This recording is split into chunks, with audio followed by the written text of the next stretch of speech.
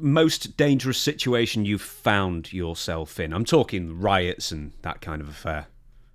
Well, the one riot I got stabbed, and there was like riots kind of regularly, and sometimes I would do things not to cause a riot, and other times something would happen if you screwed the baby face. I remember the time I got stabbed, I was wrestling Ivan Putski, and I'm in the ring with Ivan Putski, sometime Poughkeepsie or somewhere, I can't remember.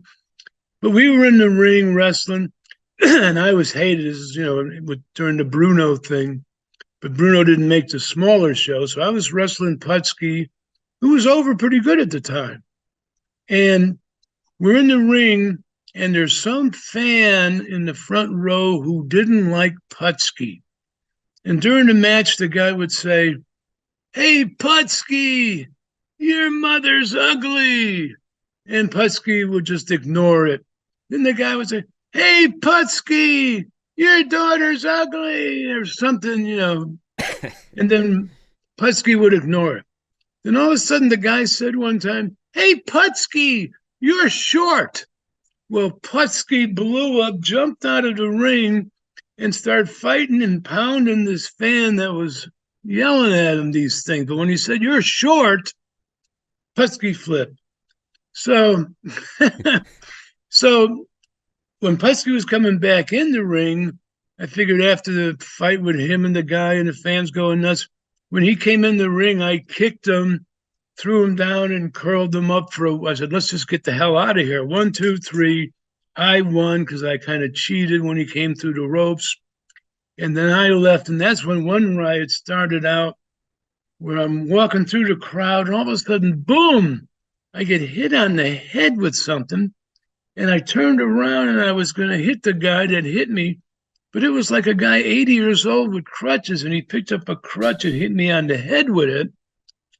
And then when I turned around to grab him, I couldn't bring myself to punch out some old 80-year-old guy. But the secret to get back to the dressing room was to act crazy. So people go, "What the hell?" But right after I turned around and didn't punch the guy, all of a sudden it felt like someone kicked me in the ass.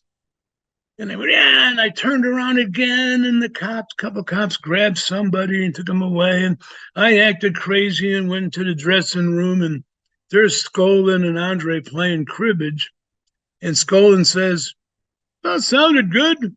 I went, "Yeah, no, the people were into it."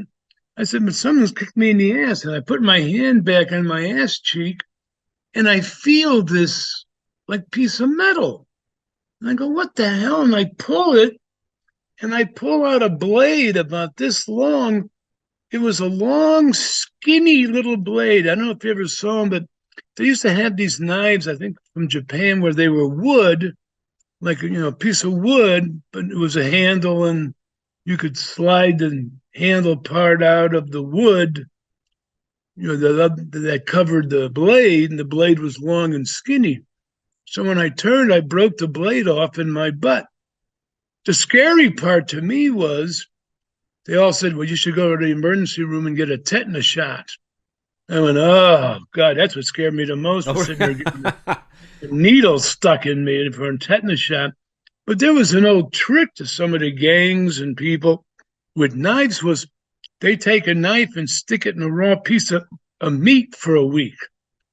And then they pull the knife out without wiping it off, put it in a sheath or whatever, and bacteria would grow on whatever they stuck it in for a week. So if they stabbed you with it or sliced you with it, you'd get a hell of an infection. So I got the tetanus shot, and that was scary.